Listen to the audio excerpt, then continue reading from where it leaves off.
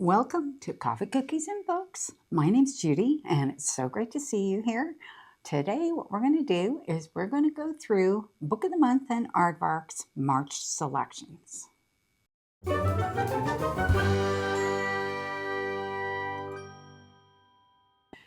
And hello again. So I have actually not filmed for almost 3 weeks. I did have all of my videos for February mostly pre-recorded because I had surgery on the 12th of February. Nothing serious, but I am having a bit of a feedback loop happening in my head because I had surgery on my ear. So just trying to get used to how that feels when I talk, because I try to do as little talking as possible. Kind of hard to avoid when we do these videos, so my apologies if I tend to stumble a little bit or pause. I'm going to try to edit it as much of that out of the video as possible because I know it's going to be really awkward for you guys to listen to. So hopefully we can kind of get through this without too much. So what I thought we'd do is do what we did last month. We're going to begin with Aardvark's selections, and then we'll move on to Book of the Month because Book of the Month has a ton. And when we get to it, I'll explain exactly what's happening with that. So let's look at what Aardvark has for us for the month of March.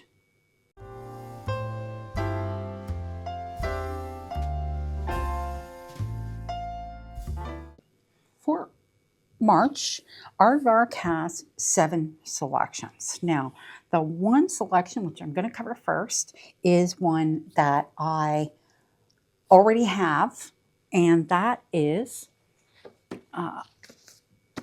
Operation Bounce House by Matt Dinniman. And I bought this because I wanted the format of this to match my Dungeon Crawler Carl series. So that was why I bought it.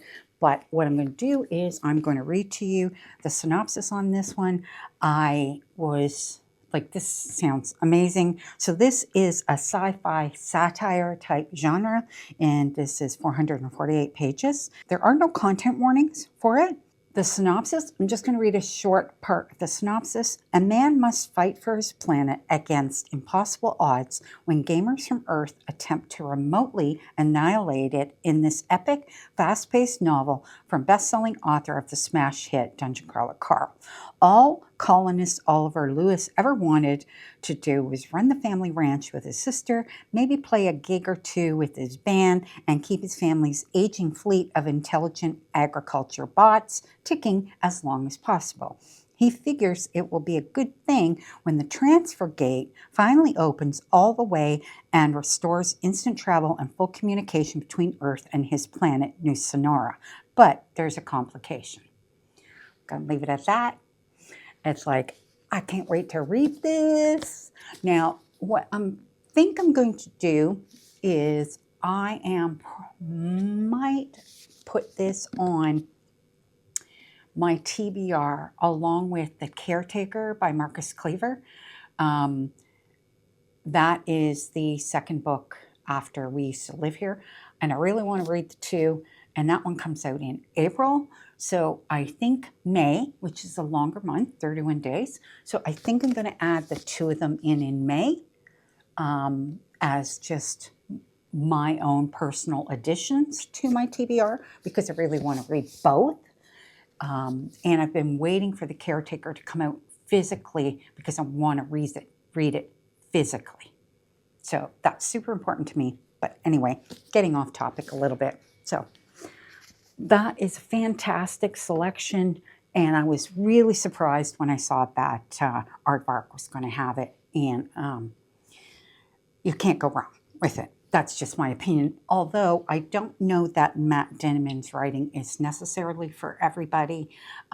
If you like Dungeon Crawler Carl, you probably will like this, although I have heard that it is nothing like Dungeon Crawler Carl. So anyway, got to have realistic expectations, right? But I don't want it to be exactly like Dungeon Crawler Carl. I just want it to have his flavor of writing. That's all that's important to me. Anyway, let's move on. And as we go through, I'll give you, so I've got 6 more to cover, and I did order 3 of them. So I'll let you know which ones, which this first one is one that I did order. It is Nowhere Burning by Catriona Ward, and this is a horror, and it has content warnings of child abuse and child death. It says, Nowhere Burning is a harrowing tale of survival that places the dark fairy tale of Peter Pan and the ruthless dangers of Lord of the Flies into the unforgiving maw of the Colorado Rockies. Secrets in the flames, answers in the ashes. I'm just going to leave it at that. It sounds like it's a sister-brother duo, and they get mixed up with a clan. So I don't know if that has occult connotations to it or not, but I like anything with cults in it, so I thought that would be great. And I haven't tried anything by Catriona Ward, but I've heard really great things about her writing. So that's the first one. Next one is called Spoiled Milk by Averia Curran, and it is a debut novel, gothic horror, LGBTQIA+, coming of age, 336 pages. Content warnings are child death. The synopsis is, the untimely death of a student at a girls' boarding school marks the first in a haunting series of escalating supernatural events and uncovers buried truths of teenage repression, queer desire, and the everyday horror of coming of age. It's set in 1928, so it is obviously historical as well, so I thought that would be important to answer, but I just want to leave it at there. It does center around a isolated girls' school. All right, next one is After the Fall by Edward Ashton. This is sci-fi and satire. Now, I did consider this one, but I haven't seen anybody talking about it yet. So I'm like, you know what? I'm going to wait and we'll see kind of where it goes. But I did think it sounded interesting. So yeah, and it's only 288 pages. So it is not a long book. Like Dungeon Crawler Carl, I think is almost 500 pages. Let me just double check. What did I say? 448 pages for Dungeon Crawler Carl. See, I have that in my brain. Operation Bounce House is 448 pages. So After the Fall is a very short one, pretty quick to get through, but sci-fi in nature. Part alien invasion story, part buddy comedy, and part workplace satire. After the Fall by Edward Ashton, author of Mickey 7, asks an important question. Would humans really make great pets? That's all I'm going to say. It sounds interesting. There are no content warnings for it. So, yeah. Like if you sit down and you go through and you read the sneak peek, I think that says a lot for how the book is written. And I did like the sound of it, but maybe next month if it's still available and if I don't have a full box, because you only get 3 with Aardvark. So next one is Whidbey by T. Cara Madden. This is one that I actually featured in my March releases video. A stunning literary achievement and portrait of 3 women connected through one man in the aftermath of his murder. The explosive and highly anticipated debut novel from beloved and award-winning memoirist T. Cara Madden. So debut novel, literary fiction, but it does sound like it has an element of suspense in the book. Just saying. Anyway, content warnings are child abuse, pedophilia, sexual assault on page. So that's important to note. Did I get that one? Hang on. I think I did. I did grab that one. And even though it's literary fiction, I liked the sound of it. So that was why I got it. And then the last one that I did get is The Red Winter by Cameron Sullivan. Power is a Hungry Beast. And that is a debut novel, fantasy, LGBTQIA, includes a dog. And then it says it has animal death. So I was kind of a little bit reticent about that part. but I still got it. So anyway, a devastating love story, a bewitching twist on history, a blood-drenched hunt for purpose, power, and redemption. So this is historical fiction. It's based in 1785, and it is based on the history tale of the beast of, what is it? Gavaudan.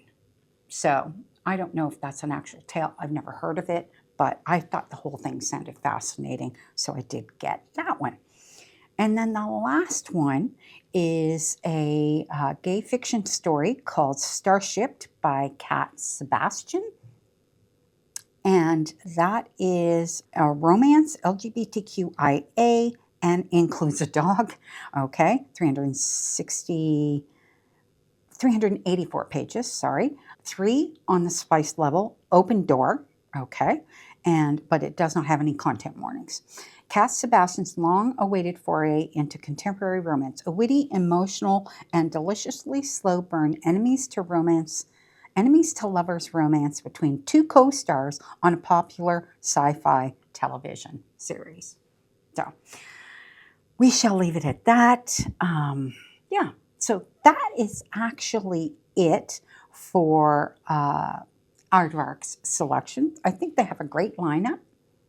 7 fantastic books. I mean, I did think about getting Starshipped by Cat Sebastian, but I'm not sure about the spice in that. So that's why I kind of held off on it. But I did think that sounded really good, and definitely am going to consider potentially getting After the Fall. Again, as I mentioned, next month. So yeah, so that's it for that. So now what we're going to do is we're going to move on to Book of the Month.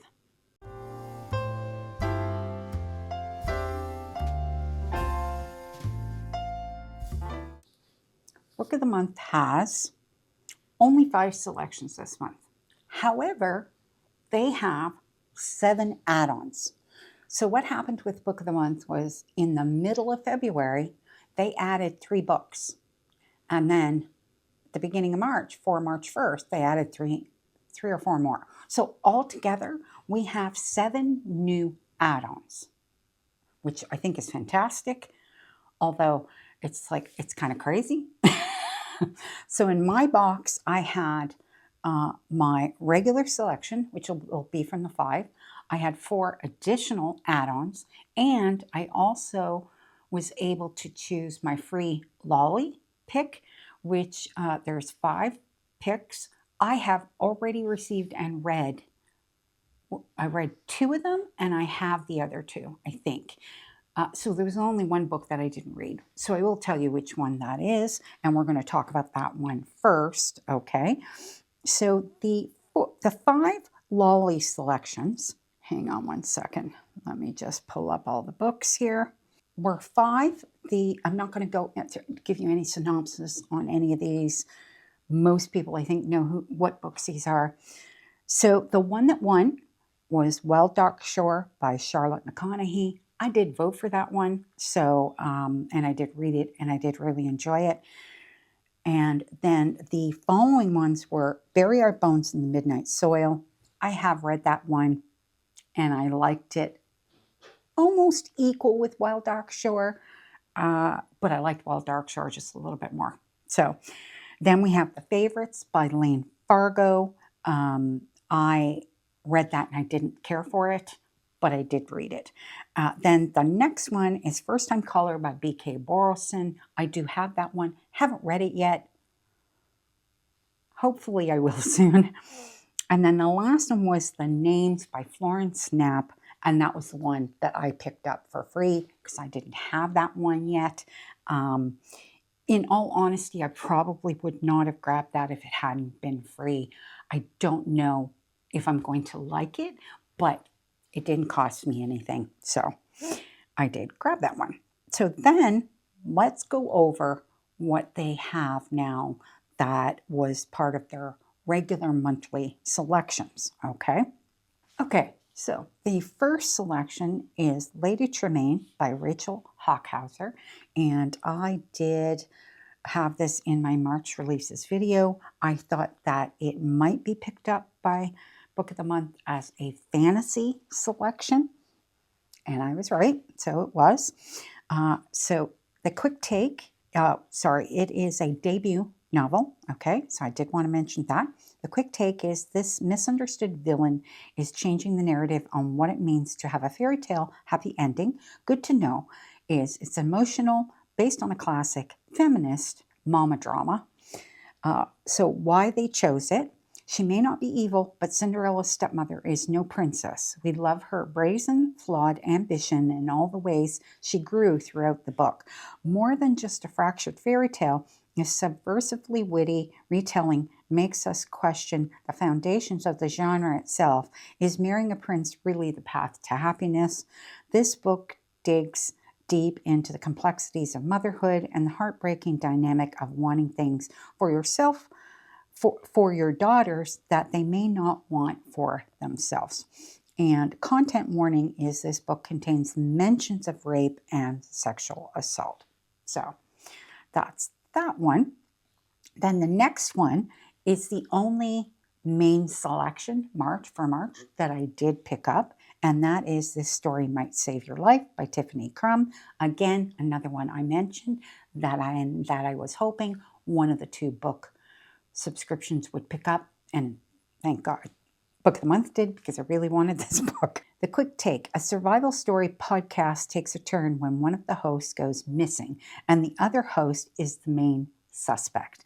Good to know is it's a fast read, multiple viewpoints, nonlinear timeline, and a puzzle.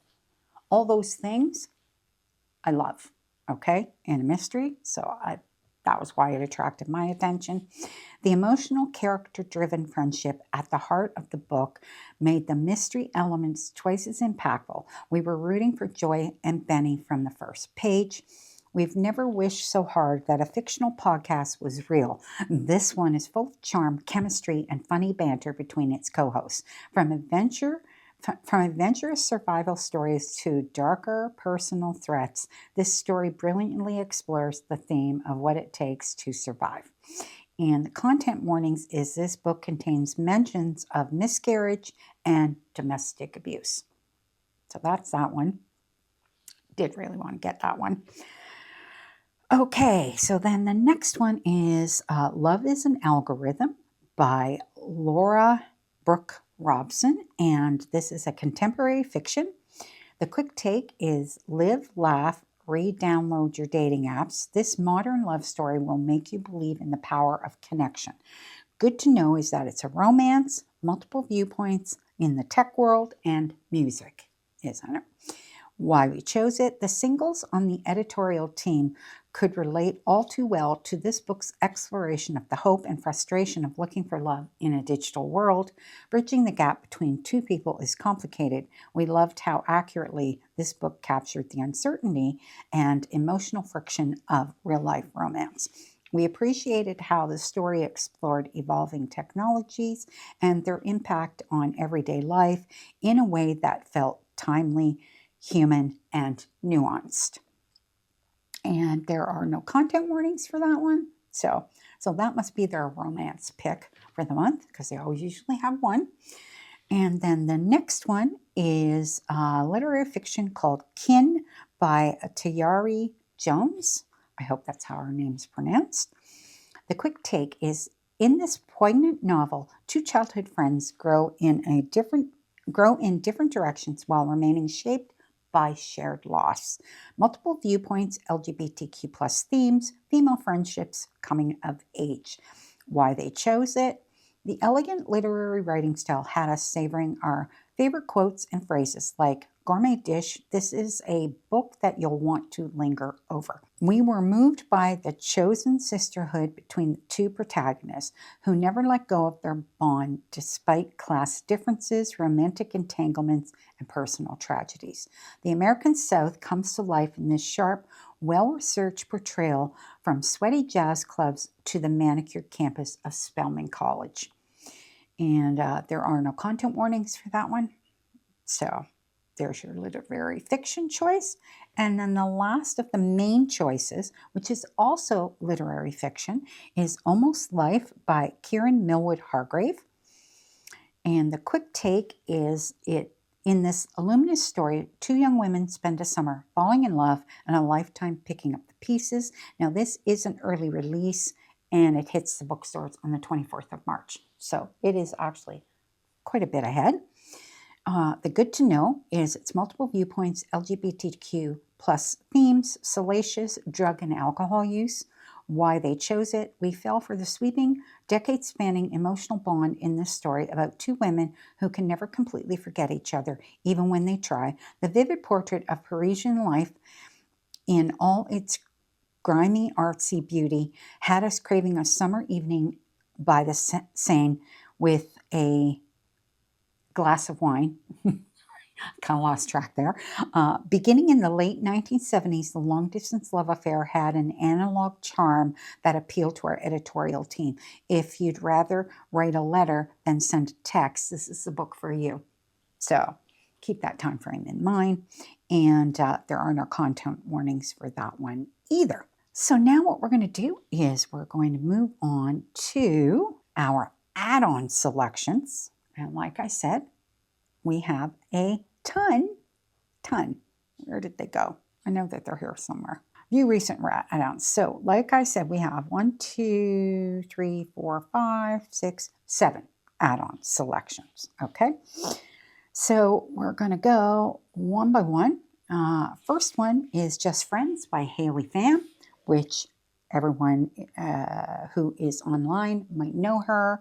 And this is her debut novel. It's a romance. Okay.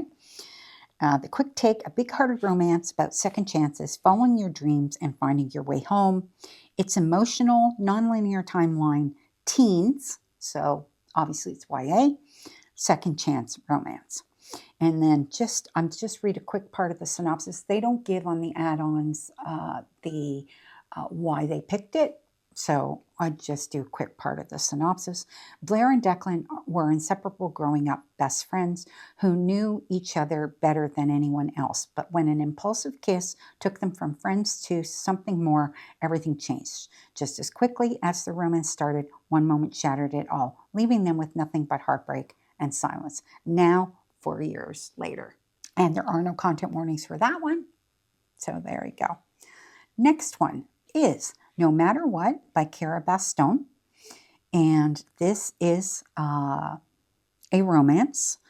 And I have, did I pick that one? No, I did not add that one in. So I will tell you at the end what I actually put in my box because it's a big box. So we'll go over exactly what I picked because I can't remember. I'm old. I use that excuse. Okay, so No Matter What by Cara Bastone.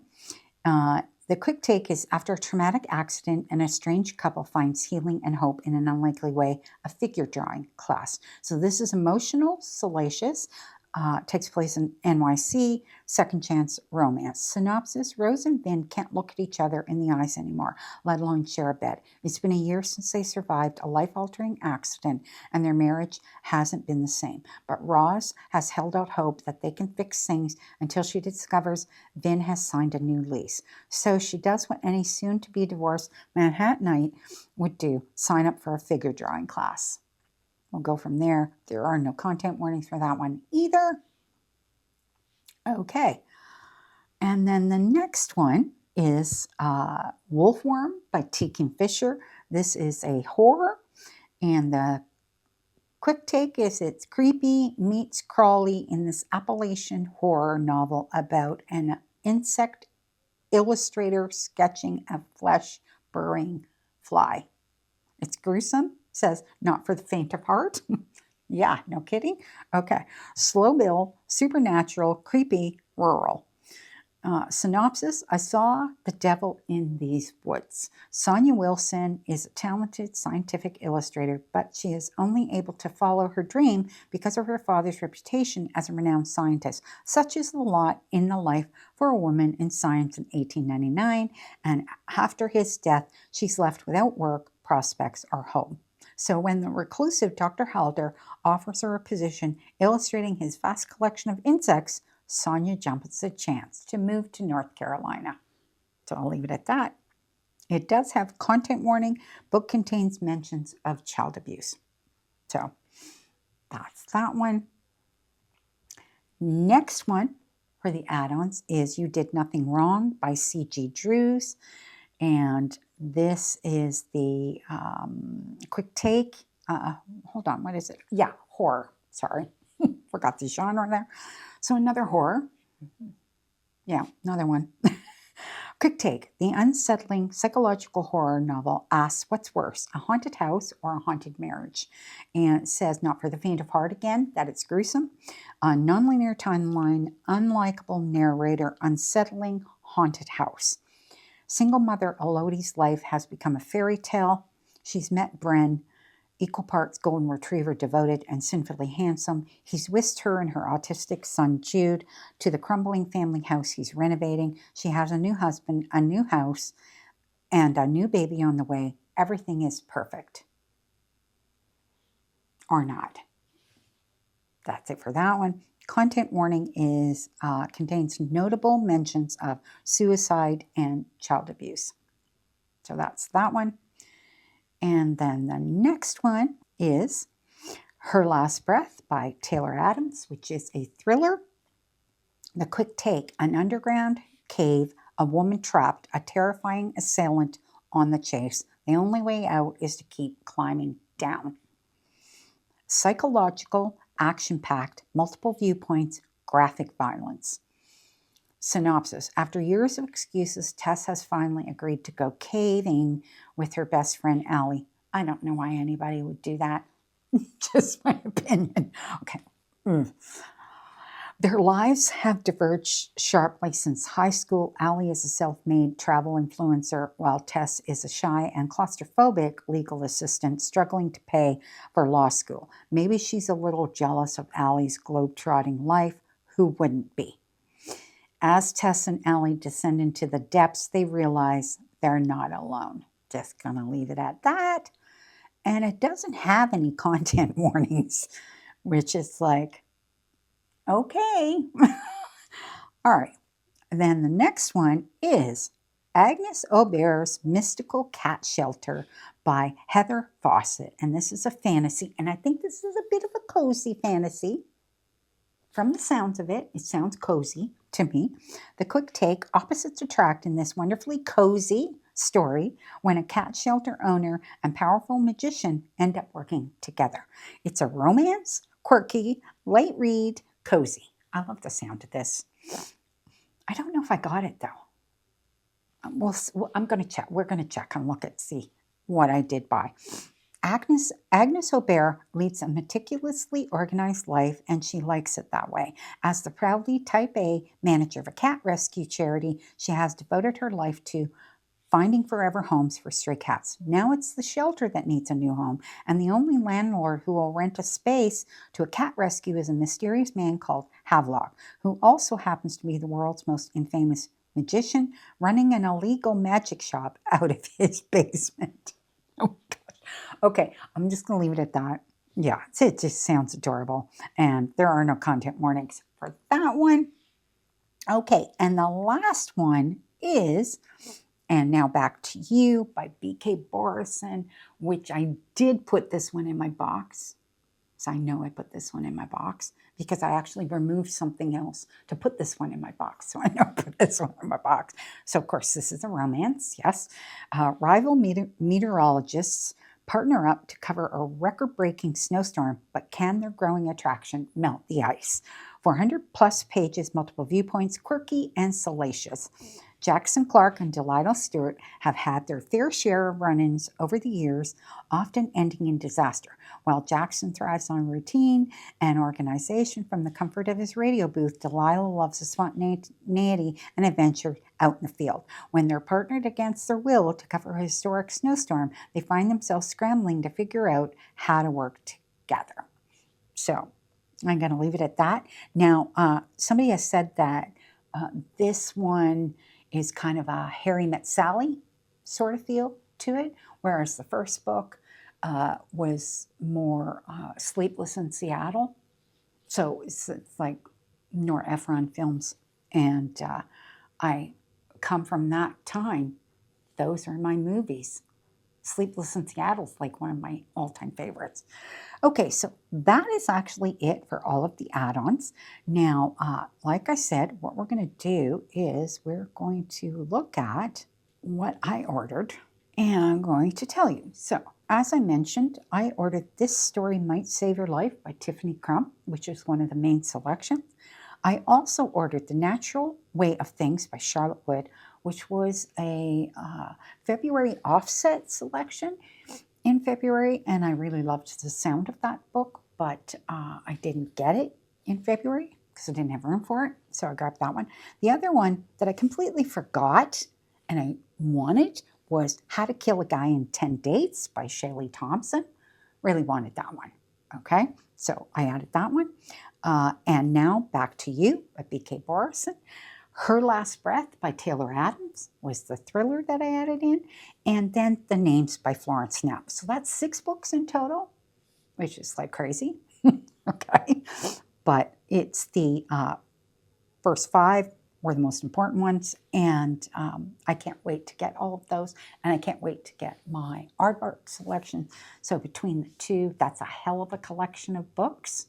9 books in total, which is kind of crazy. I don't even think, like last month, I didn't even have that, I think, in my orders. So anyways, that's it for March selections. And thanks again for joining me. Would really love it if you could like and subscribe to the video. That would be much appreciated. And I would love to hear what you think of the selections for both. And if you've ordered any and what you've ordered. Always love to hear what everybody's ordered. And if you've read any of these, because I know some people read the ARCs and have opinions. I'd love to hear your opinion. So that's it for today, and we'll see you in the next video.